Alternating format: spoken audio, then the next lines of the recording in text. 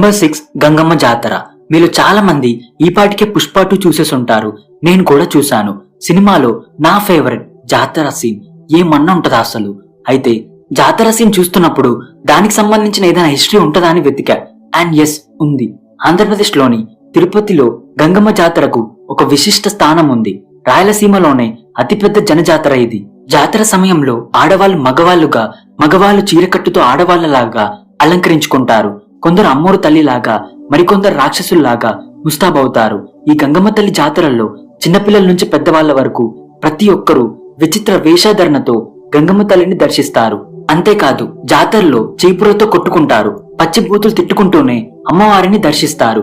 ఇలా బూతులు తిడుతూ జాతరలో విచిత్ర వేషధారణతో సందడి చేయడం అమ్మవారికి ఇష్టమట. ఈ జాతర వెనుకున్న చరిత్ర ఏంటంటే, తాతయ్యకుంట గంగమ్మ తిరుపతి గ్రామ దేవత. పూర్వం తిరుపతిని పాలెగాలు పరిపాలించేవాళ్లు. ఒక పాలెగాడు తన రాజ్యంలోని అమ్మాయిలపై అత్యాచారం చేసేవాడు. కొత్తగా పెళ్లైన అమ్మాయిలు తమ మొదటి రాత్రి తనతో గడపాలని ఆంక్షలు విధించేవాడు. ఆ పాలెగాన్ని అంతం చేసేందుకు తిరుపతికి 2 కిలోమీటర్ల దూరంలో అవిలాల గ్రామంలో కైకాల కులంలో గంగమ్మ జన్మించిందని భక్తుల నమ్మకం. యుక్త వయస్సుకొచ్చిన గంగమ్మపై కూడా అత్యాచారానికి పాల్పడతాడు. అప్పుడు గంగమ్మ తన విశ్వరూపం చూపిస్తుంది.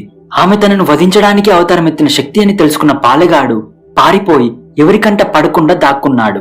తరువాత గంగమ్మ పాలెగాన్ని వెతుకుతూ రకరకాల వేషాలు ధరించి 3 రోజులు గాలించింది. మొదటి రోజు బైరాగి వేషం, రెండో రోజు బండ వేషం, మూడో రోజు తోటి వేషాలు వేసింది. అయినప్పటికీ పాలెగాడు కనిపించకపోవడంతో 4వ రోజు దొరవేషం వేసింది. తన ప్రభువైన దొర వచ్చాడనుకున్న పాలెగాడు బయటికి రావడంతో గంగమ్మ అతడి తల నరికి వధించింది.